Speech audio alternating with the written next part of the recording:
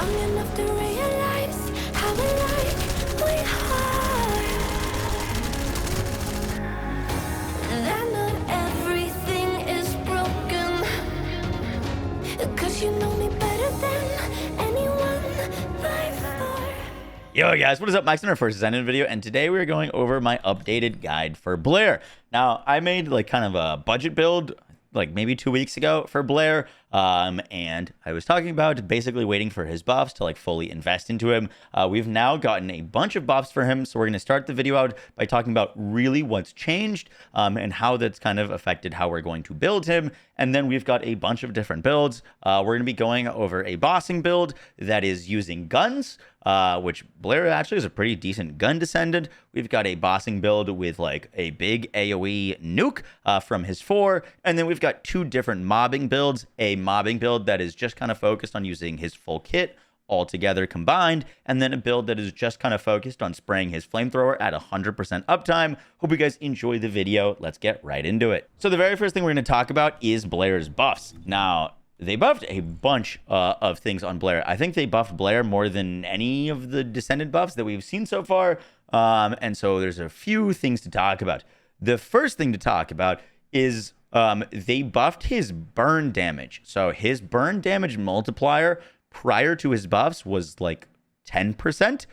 They buffed it to 40% now. And so he's got a lot more dot damage at base, and it's a lot easier to scale that dot damage even more. So his dot damage on basically all of his abilities is drastically increased. The next thing that they changed is his 2 ability. This is an ability change that is just absolutely massive for him because Blair's whole kit was really awkward because you had to put all these flame zones down, and then you'd hit the 2 to extinguish them, which would pull all of those flame zones back, and you'd have to like restart all of your damage, and you would get MP back, but getting that MP back didn't really matter because then you had to go place your 1s back down, and then you would spend all that MP. So like the biggest thing that they've done now for Blair is when you put down his 1 and you're stacking fire on enemies, those guys should have been immune, but now we can click the 2 ability, get all of our mana back, and the fire stays on the ground. And each of his fire zones overlap damage. So if you're putting a fire zone down and then you put a second one on top of that, that's double damage on the adds that are going to spawn there. And so with the low cooldowns that we've got, as you can see, we could like do a lot of spamming of his abilities. With his low cooldowns and his ability to get mana back, you basically have infinite uptime of his 1 and his mana. We are not going to be speccing into any mana mods on him at all, which is, I think, a first for any sort of mobbing build, because you genuinely do not need mana mods on him.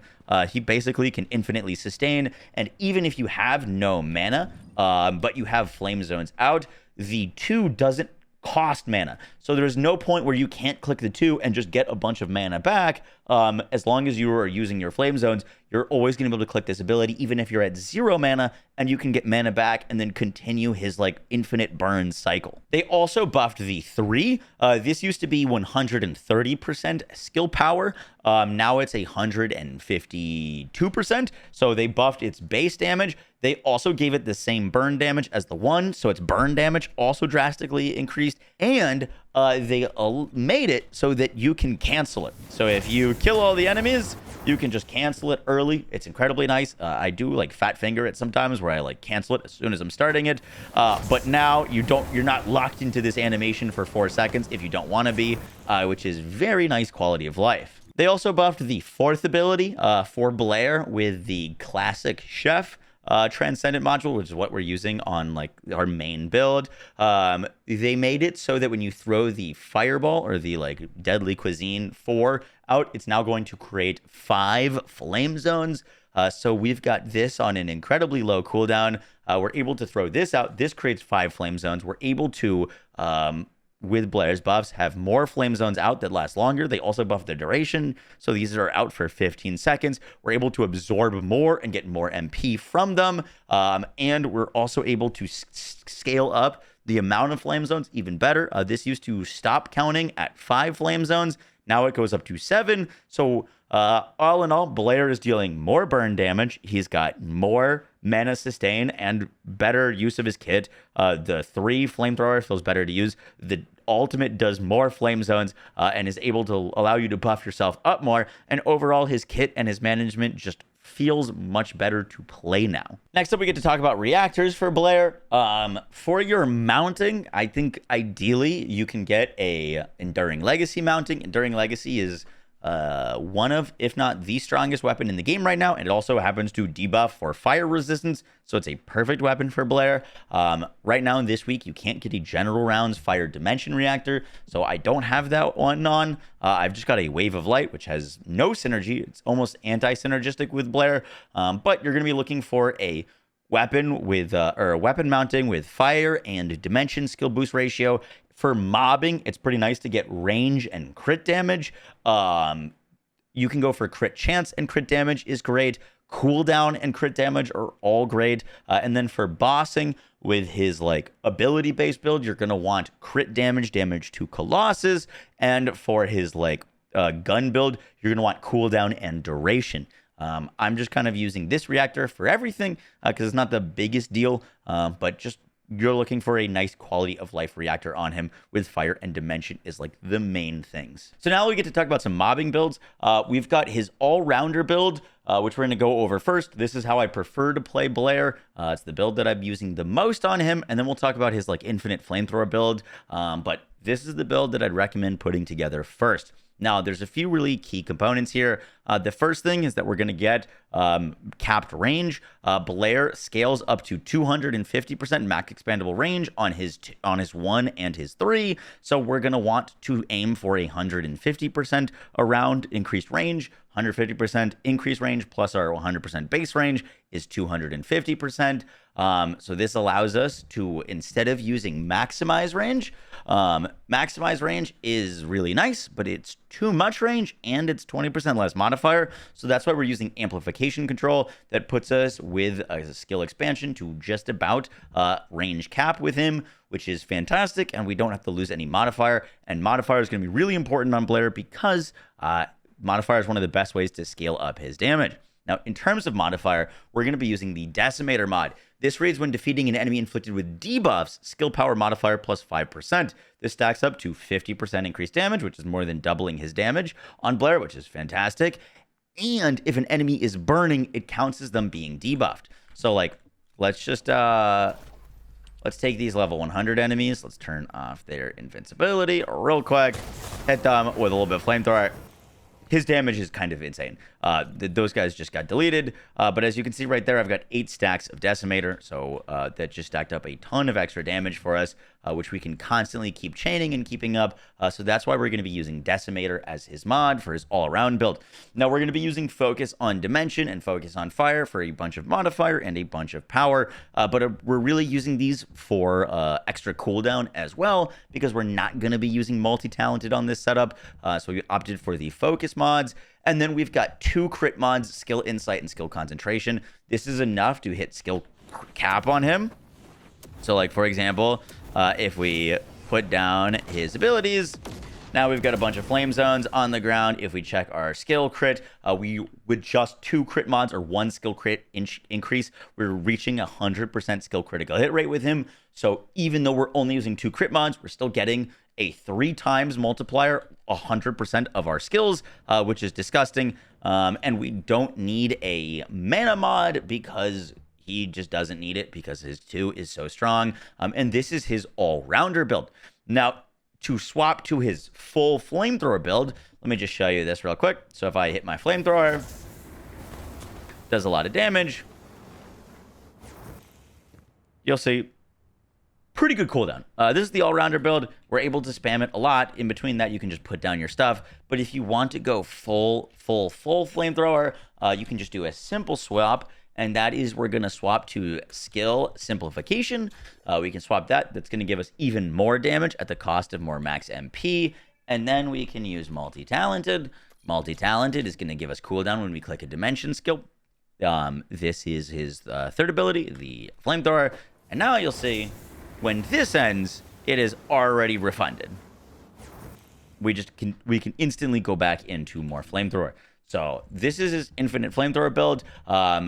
We don't need to use dimension or like focus on dimension because once again we're getting a ton of cooldown from multi-talented, so we don't need the extra cooldown so we can get the extra damage. And because we're mainly focusing on using the flamethrower, it's fine to sacrifice that 25% MP with skill simp because we're not going to be using all of his abilities with the flamethrower. We're mainly just clicking the flamethrower, and then as soon as that ends, we're going to be clicking the flamethrower again. And this is a really powerful way just to play him. I once again prefer the all-rounder, but you can just use this 100% flamethrower uptime and just blast everything. Both builds are incredibly fun, and they're very, very easy to swap between. Next up, we get to the spicy meatball build, or the true deadly cuisine. Now, what this Transcendent mod does is it adds, or basically makes, his fourth ability do way more damage. It's currently now at 6,934% modifier, which is crazy. If we take it off, it goes down to 407 modifier. So just like a ginormous buff. And the way that we built around his 4 is actually cooldown. Now, the 4 ability hits like decently hard. It's not nearly as hard hitting as a lot of other Descendants' big abilities. But it turns out we can get it on a super low cooldown. So instead of using something like Dangerous Ambush, which, you know, would make the number bigger when the boss is down, what we set up is just the ability to spam it. And so we're using things that give us a ton of cooldown, like multi-talented, like MP conversion, like nimble fingers. We're still getting a disgusting amount of crit damage with skill concentration, front lines, and skill insight. We don't quite have emergency measures here. And then we're going to be using Fire Specialist for more fire skill power. We don't need modifier because we were dealing with a 6,000 damage modifier. And then the last slot, you could put in anything. I was kind of being cheap and I didn't want to do another catalyst, so I just left on focus on fusion, which doesn't do anything besides give us 6% more cooldown. And I'll kind of show you how disgusting the cooldown gets on this, but this is my fourth ability. We pop that. By the time we like re-up our flame zones, we're basically able to do this again. And so we could just spam the 4. It's like low-key, very spammy, and you're going to want to, in the meantime, be putting down your like flame zones and consuming them. That's going to give you the mana that you need back to keep spamming the ability. You do want to be careful, though, because like there, for example, I hit my 2 ability. My 2 ability is singular. My 1 ability is dimensional, so I would technically want to put down another flame zone so that we could proc multi-talented to get that cooldown on applying to our 4 before we hit the 2. So like correct technical rotation would be like putting down the flame zones, pop the 2, flame zone, and then 4. And now we'll get that like super fast cooldown. And so that's kind of the setup for the true deadly cuisine. We're able to use the ability more often, and we opted for making it hit more often rather than making it deal more damage. And I think this is a really fun way to play this because you just get to spam a massive meteor all the time. You could even use this for mobbing if you really wanted to. It's on such a low cooldown, and everything else is going to be on such a low cooldown that this works pretty well.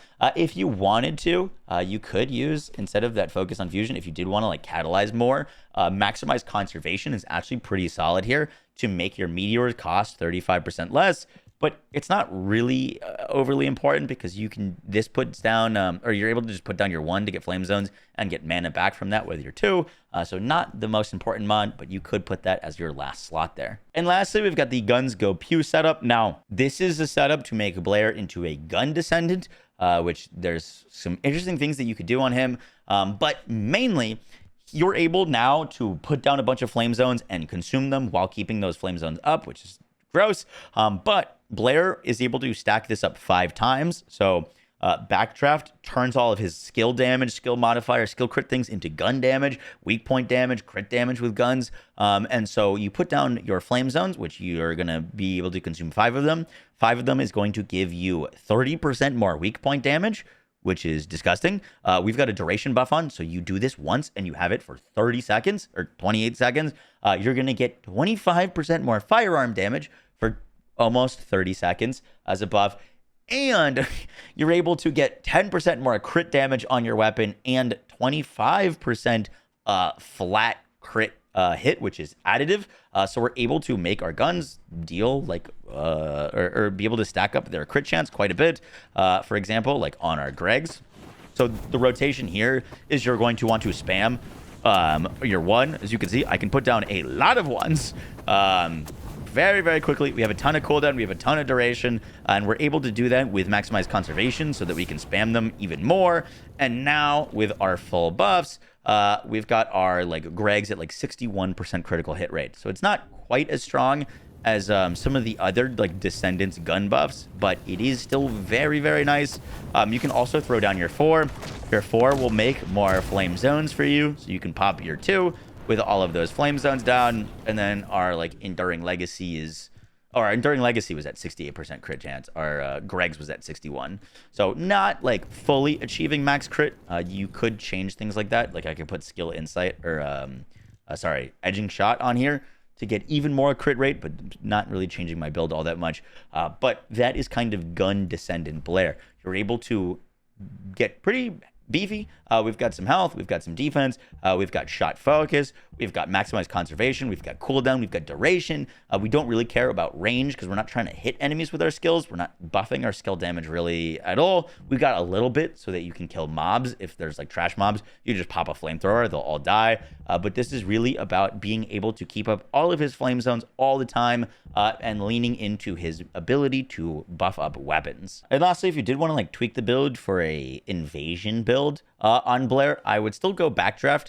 Right now, invasion dungeons are like really easy to just get through, but the boss still has a fair bit of HP. So I think backdraft and melting with an Enduring Legacy is still going to be your best bet. And for our dungeon build, we added some extra quality of life with adding some defense. You could recatalyze this to an extra HP mod, but I just don't think you'd use 2 ceruleans anywhere else besides that. And I don't really run dungeons with Blair, so not worth it to me personally. But still focusing on guns. However, we've got focus on dimension and focus on fire. So your abilities, if you are get surrounded, like you just put down your flame zones and they will deal decent damage. We've got things like HP collector. So if you're in a dungeon and you're killing in those ads, you blow them up with your flamethrower, you're going to get healing. We've only got 1 range mod on. You don't need to cover an entire dungeon in damage with Blair. For these, you kind of just need to cover the area that you're specifically on. So less range, but still a decent bit of damage, decent bit of survivability and quality of life. And you've got the ability to just put down your things, set up with your Enduring Legacy with 25% damage, 30% more weak point, bunch of more crit hit rate and crit damage on that Enduring, and just spray down bosses. And that is going to do it for our builds. For our weapons with Blair, I've mentioned the Enduring Legacy. That's great. Greg's Reverse Fate is also great. With Blair, we use Fire Conductor. When you're attacking burning enemies, you're going to get more damage. This more damage increases the damage of the meteors, which is fantastic and really nice synergy with Blair. And this is the Enduring Legacy build with Sharp Precision Shot, Fire Enhancement. This allows you to just hold down the trigger and melt bosses and invasion enemies. Really, really easy to use and very nice quality of life with him. Lastly, for components, I once again just prioritize getting the best rolls I can on my components. It's great to get like a 6.8% damage increase, but if that damage increase isn't coming with giving you maximum MP or MP recovery in combat, I just don't find it worth right now. So if you do have perfect pieces, I would personally, for his like most of the time, go for 2-piece Annihilation. Annihilation gives you the extra skill duration, which he loves. And then you could go 2-piece Volcanic with the fire skill power. Volcanic sensors drop with HP, and so does the memory. So you could go HP. That would leave you with Annihilation, defense. If I'm not mistaken, Annihilation would be defense and max HP. So you'd only end up with 1 defense piece, which is actually pretty good. So if you wanted to like really min-max, I would rock that. I'm currently just rocking Annihilation with some good rolled pieces because MP recovery combat and gold MP, I just can't take this off. I love this piece so much, even though it is defense. And then I use an Annihilation memory with defense and MP recovery modifier with max HP. I got my double HP fire resistance auxiliary power and a Slayer piece. Slayer rolls higher HP than like normal pieces. So we've got max HP there with max shield and item acquisition distance increase modifier. For bossing with Blair, you're going to want to use the Slayer set. Try to find MP recovery out of combat. This will let you set up for all of your damage with him, which is very nice. Try to find max MP on your sensor. This will help you throw more of your meteors. Try to find on your memory MP recovery modifier. This will help you get more MP back because we're going to be spamming a really high cost skill. And then on your Slayer sensor, doesn't really matter. Once again, just using the same one from the mobbing. But Slayer sensor is Slayer set is gonna give him a lot of extra damage for his abilities when you're trying to throw at those meteors. That power is fantastic. Guys, that's going to do it for the build guide. I hope you enjoyed. I personally think Blair is a much stronger option than he was before. A lot of the awkwardness of his kit has been removed, and while he still isn't a bunny, I think he's a much more capable mobber and bosser with these changes. And so that is going to do it for the guide. I will have a updated tier list after all these changes for season 1, so stay tuned for that. And up next for build guide videos, we are going to have Ultimate Glay, so really excited to make that one. I'll catch you all in the next one, guys. Take care. Peace.